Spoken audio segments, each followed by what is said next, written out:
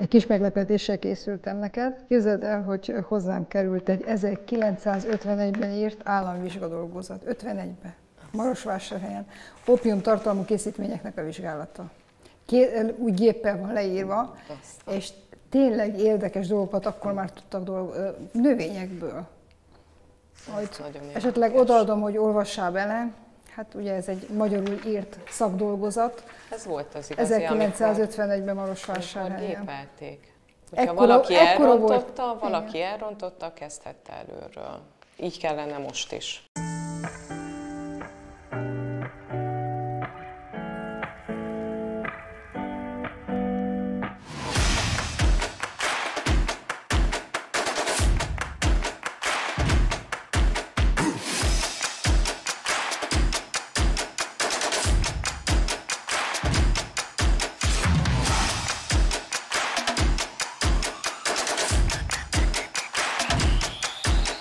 Tulajdonképpen ez egy barátság is, ahol együtt eszünk, beszélgetünk a női ruhákról, például mit viselünk, cipőkről, táskákról. Cipőkről, táskákról. Tehát azért ez fontos, hogy együtt legyünk. Fontos, és az étkezés bizony, az egyébként meg egy nagyon fontos része. Na, hát akkor most kóstoljuk meg. Hát hölgyeim, jó étvágyat! Köszönjük! Látom, János, hogy díszítésként ide betetted a violának az egyik fajtáját is, ugye? Ez az árvácska, ugye nekünk a tanulmányainkban vadárvácska van benne, azt is bele lehet tenni, mert talán még finomabb is, de megkóstoljuk a salátát, hogy ez milyen. Ez például pásztortáska levél talán, nem? Igen, az is van benne. Jó, igen. jó. Jól látod. Nagyon finom. Még akácméz van még a dressingben. De azt tudjátok, hogy az olaj az azért is jó, hogy rajta van, mert hogy a gyógynövények nagy részének a hatóanyaga az olajban oldódik. És hogyha olajat teszünk rá, akkor a hatóanyagok aktívvá válnak, jobban hozzáférhetővé, jobban felszívódnak. Az ezért nagyon fontos. Ildikó, az, amire vártál? Ízbe? Az. Nagyon köszönöm, nagyon finom. Én köszönöm. És a pásztortáska is megtalálta a helyét benne. Most azon gondolkozom, hol a körömvirág. Itt van ez is. Az az akácméz, amit mi használunk otthon a gyerekeimmel, illetve a családommal, az még mindig onnan származik, arról a helyről, ahol én születtem. Ami hol van egyébként, ha megkérdezted? Békés megyében egy kis falu. Hát és ugye az akác is szerepel a 10 gyógynövényben, tehát a kutatásaitok tárgya többek között Hát az nem akác. véletlenül. Nem véletlenül, hiszen azért van egy gyerekkori emlék, én azt gondolom mindnyájunknál, és úgy választottuk ki a kedvenc gyógynövényeket, hogy ez alapvetően benne legyen a közös munkában, a közös kutatásban.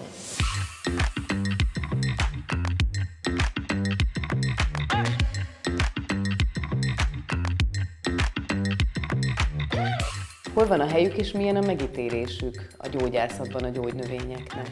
Manapság egy új reneszánszukat élik a gyógynövények, újra felfedeztük őket. A 80-as években indult ez el, és mára már mondhatjuk, hogy a gyógyszertárak is tele vannak gyógynövénykészítményekkel, tehát valóban nagyon sokrétűen használjuk őket. Kutató szempontjából szerintem még nem találták meg a helyüket, nagyon sokan nagyon helytelenül használják a gyógynövényeket. Azt hiszik, hogy nincsenek mellékhatásaik, nem néznek utána a megfelelő használati módnak. Ezért szeretnénk mi gyógyszerészek, meg hát az orvosok is természetesen, hogy a tudományos tényeken alapuló fitoterápiát népszerűsítsük, tehát azokat a gyógynövényeket ajánljuk a betegeink figyelmébe, amelyekről tudományos bizonyítékok vannak, úgy a hatásaikról, mint az esetleges mellékhatásairól, pontosan meg tudjuk határozni, hogy milyen dózisban kell ezeket szedni, milyen formában, és ezért harcolunk sokat, hogy ezek a gyógynövények az őket megillető helyre kerüljenek.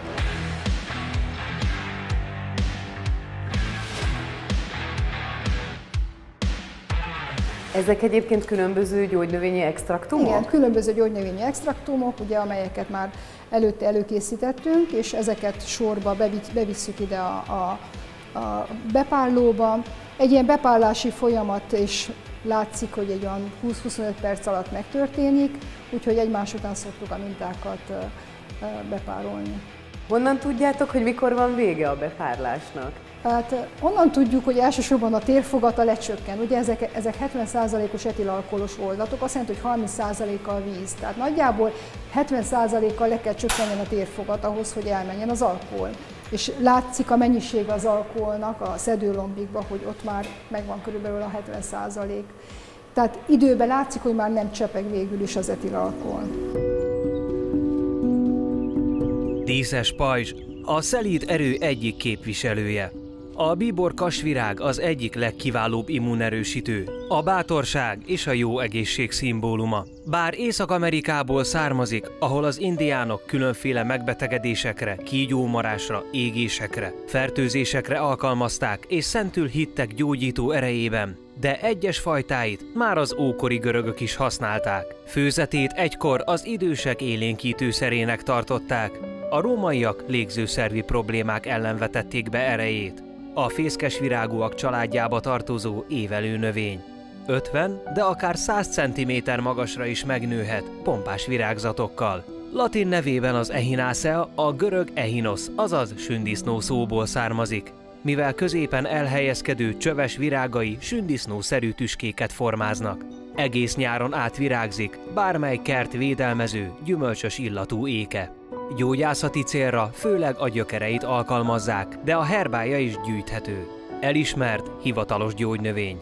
Erősen antibakteriális és vírusölő hatású. Enyhíti az influenza, szezonális nátha, valamint a megfázás tüneteit. Gyulladás csökkentő és vízhajtó tulajdonságai miatt is használják. Tinktúrája segítséget nyújt hörghurut, húgyúti fertőzések, arcüreg-gyulladás vagy középfülgyulladás ellen. Gyógyíthatja a torokfájdalmat és a mandulagyulladást is. Külsőleg bőrbetegségek, fekélyek és tájogok, ekcéma esetén is hatásos, sőt az égési sérüléseket is képes orvosolni. Érdekes íze miatt az élelmiszeriparban is használják, bor és konzerv előállításánál. Szépségcikkekben, számtalan kozmetikai készítményben is megbújik, de még a parfümök virágos jegyében is ott illatozik.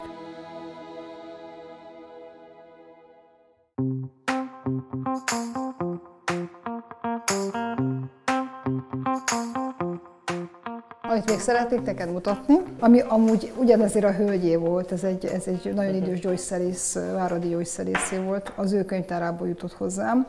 Ez egy szerves kémia könyv 1985-ből, amit Straub Bruno írt, és úgy képzeld el, hogy kaptam egy fejezetet antioxidánsokról. Na. Hogy, hát akkor még nem nagyon tudták, hogy ez micsoda. Már akkor is ezzel riagadták a gyógyszerész hallgatókat. Tehát ugye itt a aciklikus vegyületeknél van a 220. oldalon egy fejezet. De a szerves kémia az a gyógyszerész hallgatók réme. Karotinoidokról nézd csak meg Igaz, hogy itt van.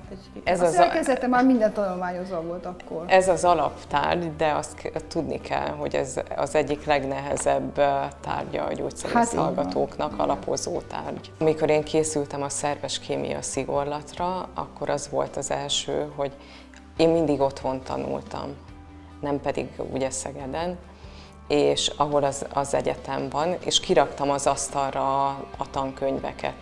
És amikor szerves kémiát tanultam, kiraktam a tankönyveket, és annyi tankönyv volt, hogy elsírtam magam.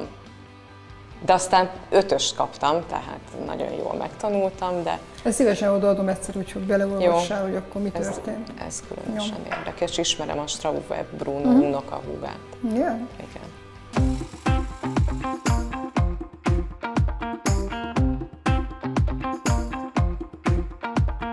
A rotációs vákuumbepárlóval hozzáadunk, vagy elveszünk az anyagból? Hát végül is elvesszük belőle, ugye a szerves oldószert fogjuk elpárologtatni belőle, tehát egy desztilláció történik alacsony nyomáson. Ez a lényege a rotációs vákuumbepárlásnak. Most látjuk, hogy betesszük azt a lombikot, amelyben található a minta. Ez a rotáció elősegíti a felületnek a növekedését, így a hőátadás sokkal jobb lesz. A vákuum pedig lecsökkenti a hőmérsékletet a desztillációhoz.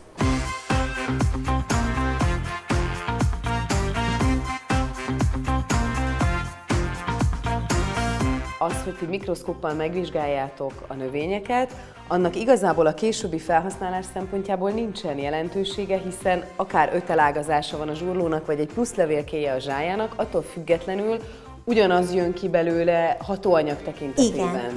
Igen, ez így van. Viszont ahhoz, hogy biztosak legyünk benne, hogy azt a növényt tanulmányozzuk, amit kitűztünk célul, ezért szükség van az anatómia és a mikroszkópos meghatározásra is.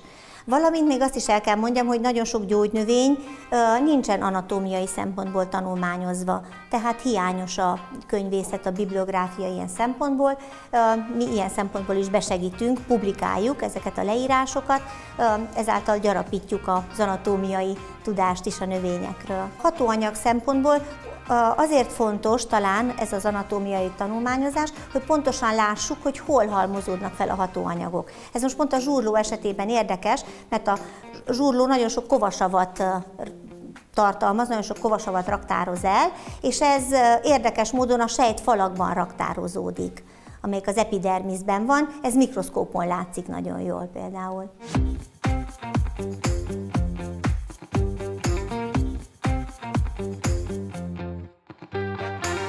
Kinél van a leves? Ki választotta A azt? leves az én választottam, ugye a sütött krémlevest, amihez feltétlenül szeretném párosítani a kedvenc gyógynövényemet, a sarkantyúvirágot. Nem tudom, hogyha tudod, a sarkantyúvirágnak van egy enyhén csípős, talán retekhez hasonló íze, és az édeskés leveshez szerintem elég jól fog passzolni. Magának a levélnek vagy a virágnak van ez az íze, ez a kis csípős íze? Mindkettőnek, tehát a levelet is bele lehet tenni, a virágnak aznak picivel érdekesebb, csípősebb az íze. A levelét használnám, hát ugye a színben, hogy jól harmonizáljanak, ugye a zöld, és ugye a levesünk pedig sárga. Én ezt a sütőtök krémlevest még egy kicsit megbolondítálom egy kis tökmaggal és egy kis narancsal, hogy még finomabb legyen, és mivel a gyógynövényekről beszélgetünk, akkor egy kis akácmézet is tennék bele, csak azért, hogy... Az akácvirág is a tanulmányaink közé tartozik, a sarkantyúvirág mellé, tehát ez abszolút érdekes lesz majd. Csillognak a szemek, úgyhogy azt hiszem jó úton járunk.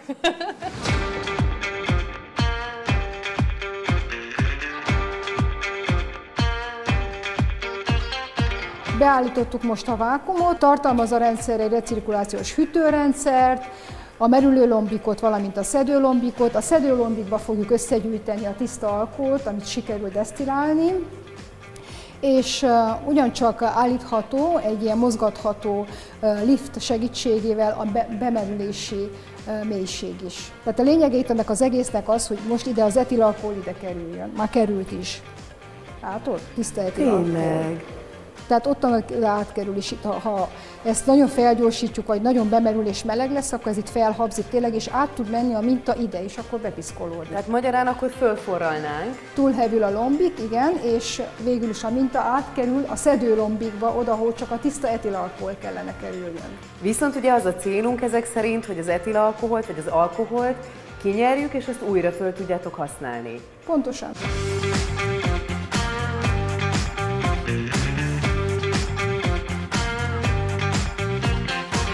Amiről még szeretnék beszélni veled, hogy akkor hogy legyen a közös PhD diákunknak a további munkája, azaz a cikknek a befejezése. Úgyhogy a jövő héten áthívom, de az a javaslatom, hogy kezdje el Diana írni a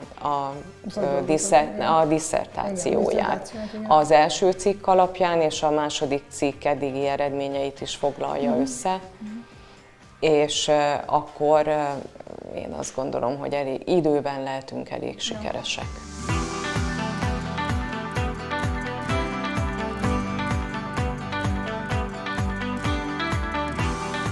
A folyamat végén pedig egy olyan mintánk lesz, amely csak vizet tartalmaz, és a növényi extraktumot nagyon koncentrált formában, így előkészítjük a mintát a következő fázishoz, a liofilizáláshoz. Jól értem, hogy amíg egy ilyen gép nem volt, addig a gyógynövényekből tudtak csinálni vizes oldatot vagy alkoholos oldatot, de az alkoholos oldatból nem tudták kivenni úgy az alkoholt, hogy ez ennyire töményen megmaradjon. Hát ilyen hatékonyan biztos, hogy nem. Hát többi valószínű, hogy az etilalkoholos extraktumokat használtak, vagy esetleg hagyták levegőn, vagy magasabb hőmérséklet, mint egyszerű desztilláció, forralással is elmegy az etilalkohol végül is, ugye, mert a forráspontja az nem 100, mint a víznek, hanem alacsonyabb. Amikor pedig megvan akkor ezek szerint, hogy az összes alkoholt kivontátok a lombikból, ebből a kivonatból, akkor mi történik a lombikkal? Mi történik az anyaggal? Hát a lombikot betesszük a fagyasztóba, lefagyasztjuk, ugye, mert a liofilizáshoz fagyasztott mintára van szükség. És itt persze hosszabb ideig is tudjuk tárolni, mivel a liofilizátorba is egyszerre több mintát teszünk be, tehát nem egyenként fogjuk liofilizálni a növényeket.